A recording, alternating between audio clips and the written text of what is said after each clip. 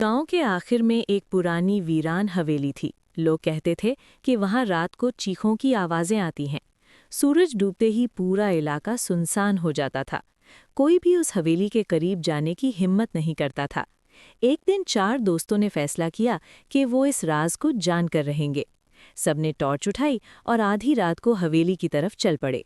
दिल जोर जोर से धड़क रहा था, लेकिन तजस्सुस ज्यादा था। जैसे ही वो दरवाजे के करीब पहुंची, दरवाजा खुद ब खुद चरचराते हुए खुल गया।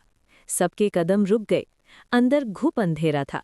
अचानक ठंडी हवा का झोंका आया और पीछे का रास्ता बंद हो गया।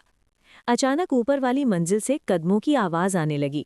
तप तप तप। एक दोस्त ने कांपती आवाज में कहा, कोई ऊपर है। वो एक कमरे में दाखिल हुए। दीवार पर एक पुराना आईना लंगा था। अचानक आईने में एक खौफनाक साया दिखाई दिया।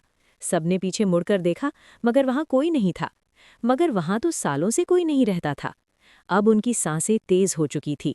अचानक एक जोरदार चीख सुनाई दी। जब उन्होंने मुड़कर देखा तो उनका एक दोस्त गायब था। अंधेरे में 2 सुर्ख आंखें चमक रही थीं और भारी सांसों की आवाज आ रही थी।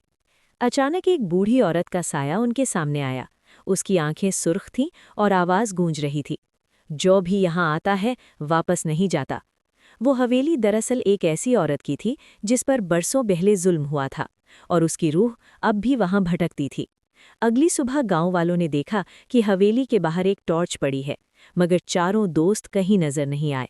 तब से गांव में एक नई कहानी मशहूर हो गई कि हवेली अब भी जिंदा है और अगले शिकार का इंतजार कर रही है।